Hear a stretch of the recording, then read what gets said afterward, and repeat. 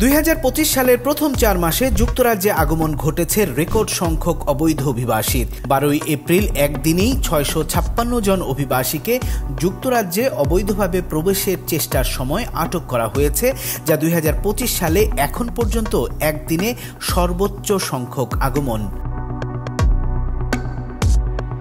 Border force বাহিনী France উপকূল থেকে ছেড়ে আসা 11টি ডিঙ্গিকে বাধা দেয়। প্রতিটি বোটে 60 জন করেছিল।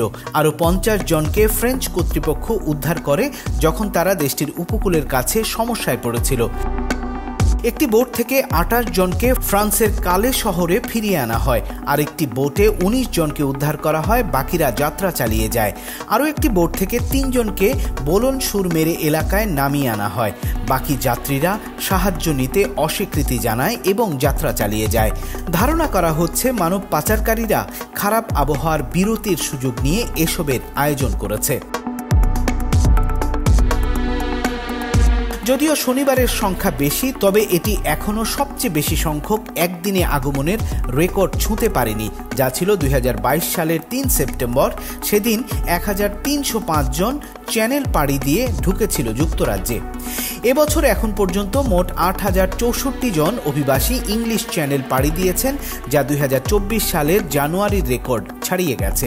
সে বছর 7567 জন অভিবাসী পৌঁছেছিল যুক্তরাজ্য উপকূলে। সমুদ্র পেরিয়ে এত মানুষের আগমন দেশটির প্রধানমন্ত্রী কিয়ার স্টারমারের জন্য বড় ধাক্কা হিসেবে দেখা হচ্ছে।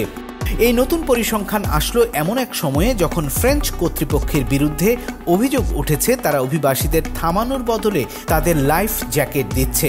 ধারণা করা হচ্ছে বিপুল সংখ্যক মানুষ প্রাণের ঝুঁকি নিয়ে এই 21 মাইল সমুদ্রপথ পাড়ি দেওয়ার চেষ্টার কারণে ফ্রেঞ্চ কর্তৃপক্ষ অতিরিক্ত চাপে রয়েছে। এমন বাস্তবতায় যুক্তরাজ্যের হোম অফিসের একজন মুখপাত্র জানিয়েছেন, সবাই চায় এই বিপজ্জনক ছোট বোটগুলোর যাত্রা বন্ধ হোক, কারণ এটি জীবন হুমকির মধ্যে ফেলে এবং সীমান্ত নিরাপত্তাকেও দুর্বল করে। হোম অফিসের কর্মকর্তাদের হুঁশিয়ারি, মানব পাচারকারী গ্যাংগুলো এই দুর্বল মানুষদের জীবন মৃত্যুর তোয়াক্কা না করে কেবল অর্থ কামানোর জন্য ব্যবহার করছে। তাদের এই ব্যবসা ধ্বংস করতে এবং ন্যায় বিচারের মুখোমুখি করতে কোনো চেষ্টারই কমতি রাখা হবে না।